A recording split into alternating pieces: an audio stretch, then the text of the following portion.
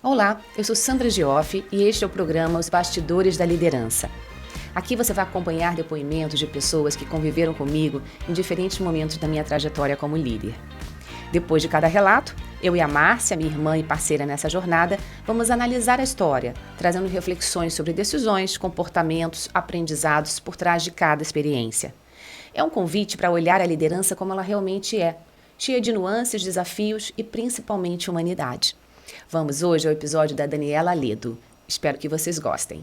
Oi, eu sou a Daniela Ledo. Eu conheci a Sandra na Accenture, no período em que a gente trabalhou lá. Mas eu só tive a oportunidade de trabalhar com a Sandra 7 anos depois que eu já estava dentro da Accenture, porque houve um episódio em que, durante uma avaliação, foi falado, poxa, a Dani trabalha bem, e ela falou, poxa, vocês falam que a Dani trabalha bem, mas eu nunca tive a oportunidade de trabalhar com ela.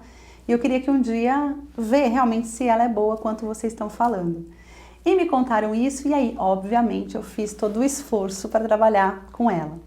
Dando uma pausa nessa declaração, a Sandra foi a nossa liderança numa frente da Accenture que era de Human Performance, então ela liderava. Então ela já tinha ali para mim uma representação muito importante do ponto de vista de líder, porque ela estava à frente de um grupo que era muito importante para mim. Quando ela falou que ela gostaria de trabalhar comigo, então eu falei, puxa, agora é a hora, agora eu vou aproveitar essa oportunidade e vou trabalhar com essa mulher incrível. E aí a gente foi trabalhar num projeto em Porto Alegre, onde eu tive a oportunidade de mostrar como é que eu trabalhava, ela gostou. E desde essa época, nós estamos falando de 2008, a gente formou um laço que está vivo e muito amarrado e forte até hoje. Durante esse período eu ela foi acompanhando ela em outros projetos dentro da empresa também, mas em um determinado ano, era o ano de 2012, e aconteceu uma avaliação de desempenho dentro da organização e a gente tinha uma série de pessoas que estavam elegíveis ali a essa avaliação de desempenho. E eu achei que era uma avaliação de desempenho para ir para um cargo de gerente sênior, que era o famoso senior manager. Eu achei que havia naquele ano muitos candidatos que eu não seria capaz, então eu tinha muito aquela síndrome de me achar incapaz, aquela síndrome do impostor, patinho feio, achando que eu não ia poder conseguir alcançar aquela vaga e estava assim, sabendo que eu queria muito, mas ao mesmo tempo ali muito insegura se eu ia ou não conseguir ser promovida. E aí numa oportunidade que eu tive da gente almoçar juntas e tudo, a gente foi almoçar e depois a gente se deslocou de carro do restaurante até o cliente. Eu comentei com ela, poxa, na verdade foi ao contrário, ela me perguntou, e aí Dani, como é que tá? Tá ansiosa para a promoção? Eu falei, poxa, eu tô ansiosa para a promoção, mas ao mesmo tempo tô muito insegura, tem muita gente boa durante esse ano para concorrer para a vaga, né? Então não sei se vai dar, e são pessoas muito boas. Ela falou, mas por que você tá falando isso? Eu falei, poxa, Sandra, eu tenho uma história diferente, eu não tenho a faculdade no mesmo nível que essas pessoas, eu não falo aquele inglês super fluente, tenho dúvidas com relação ao trabalho que eu estou fazendo. E ela falou, para, que isso é coisa da sua cabeça. E de uma forma muito carinhosa e de um jeito muito vulnerável e muito aberto, ela falou para mim que, deixa eu te contar um pouco da minha história. E aí ela contou a história dela, dizendo de onde ela tinha vindo, de todo o esforço que ela tinha também para estar naquele lugar de liderança, da forma com que ela lidava também com isso e que isso não tirava ela do lugar que ela estava, muito pelo contrário, fazia ela querer alcançar voos ainda mais altos, né? E eu lembro que esse dia, em especial para mim, hoje eu estou muito sentimental. Esse dia em especial, ele muda muito a minha carreira e a forma com que eu me relaciono na minha vida dali para frente. Porque ela tira de mim aquele pensamento de você não é um patinho feio, a gente é muito parecida, a gente tem muito potencial e eu tenho certeza que tudo que você quiser, assim como eu, A gente vai conseguir. E juntas, e você pode contar comigo, foi essa passagem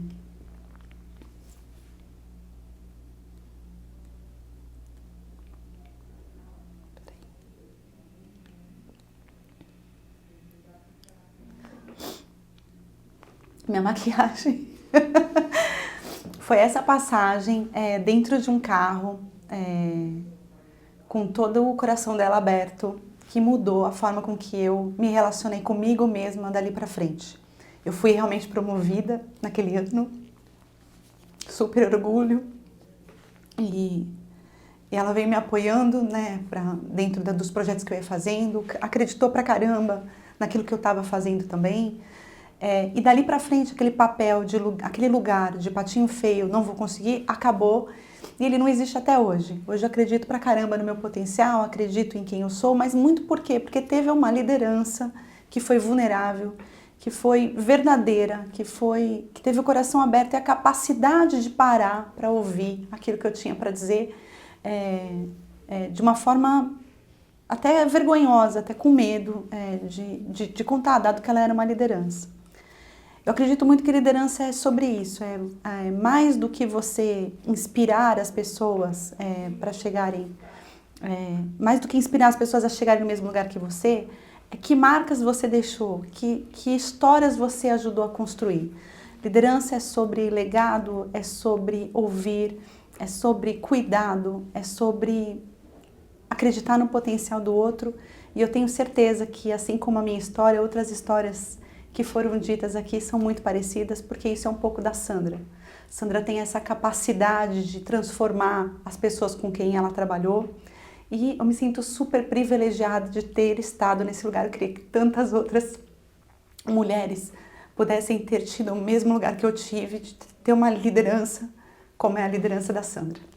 Então, eu estou super emocionada, mas eu fico muito feliz de estar aqui, de poder contar e dividir essa história com vocês. E é isso. Muito obrigada.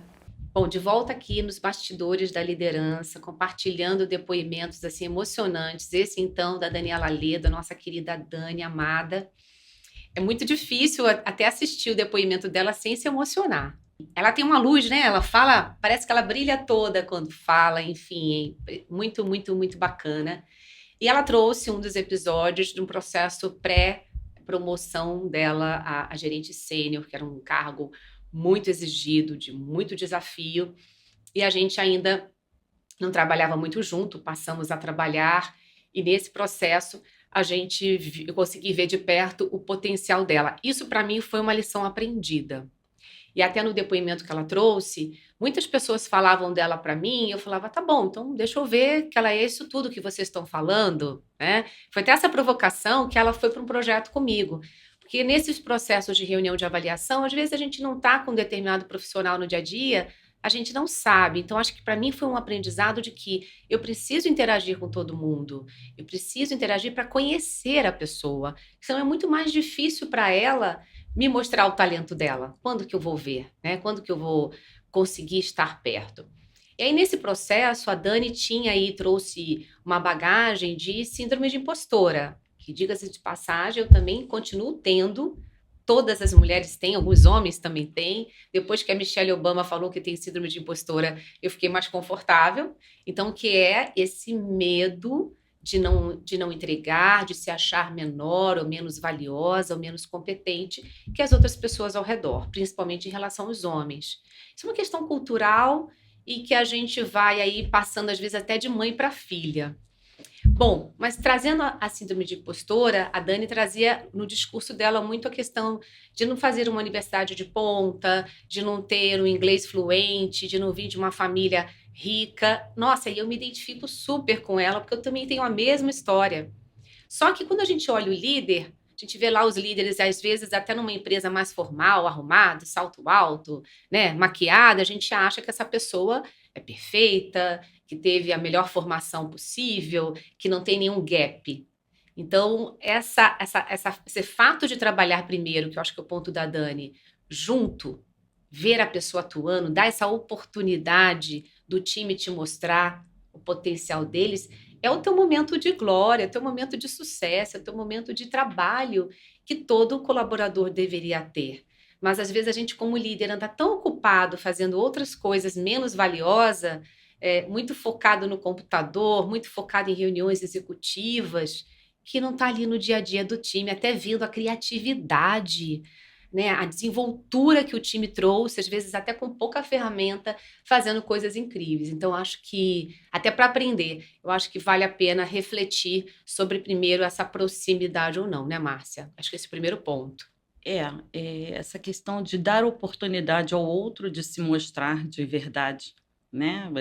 Quem ele é de verdade, de novo, a gente só consegue dar o outro se a gente se abrir também para o outro, mas esse depoimento em específico, ele me trouxe reflexão acerca da dificuldade que nós, humanos, temos de reconhecer o esforço do outro, Exato. né? Que é também uma questão ainda cultural. Chegou até onde chegou porque teve alguém, é porque teve um padrinho, porque conhece, porque estudou, ainda é uma questão cultural, né? Estudou na instituição tal.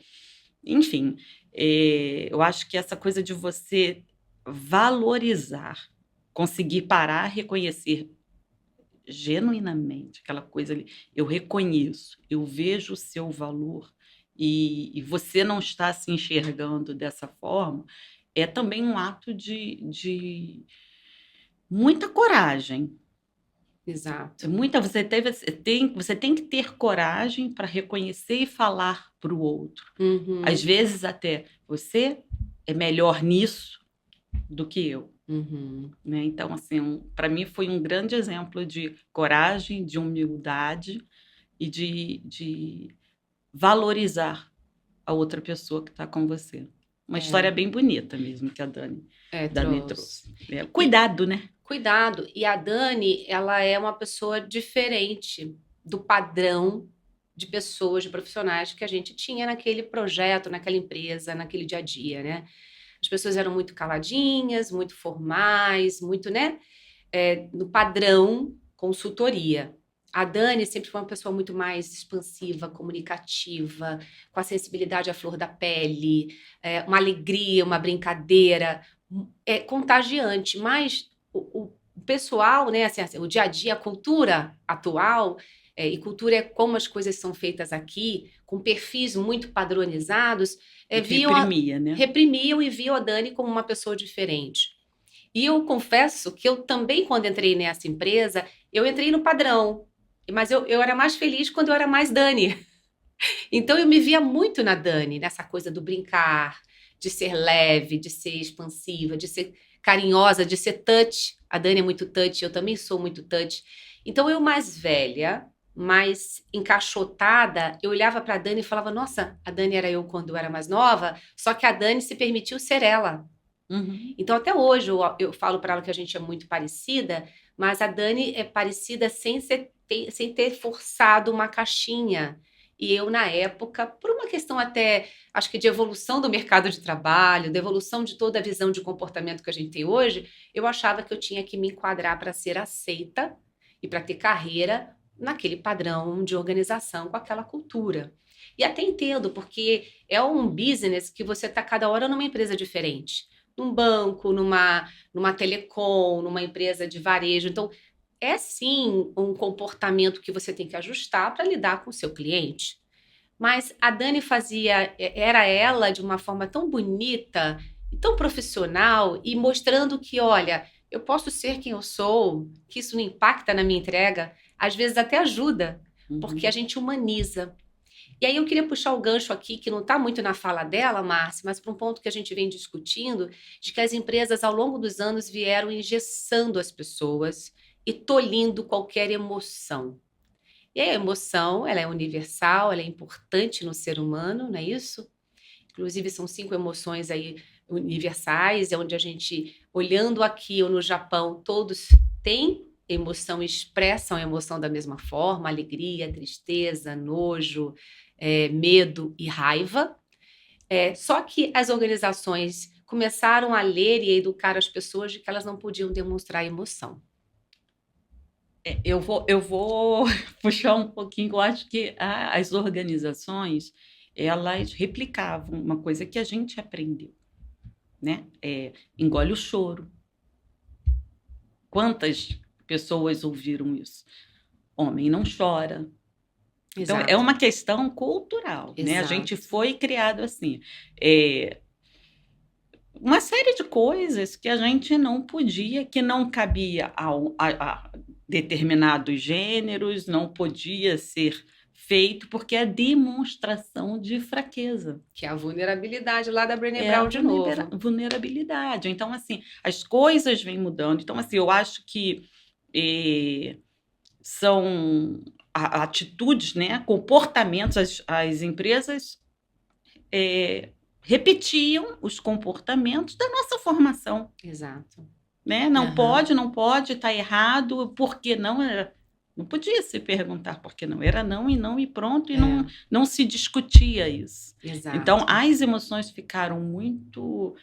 Só podia aparecer. Chorar era feio. E a gente Exato. ainda vê isso, olha, não chora. Ou quando você faz para uma criança, você está chorando por causa disso. Aquilo para ela tem É importante, importância.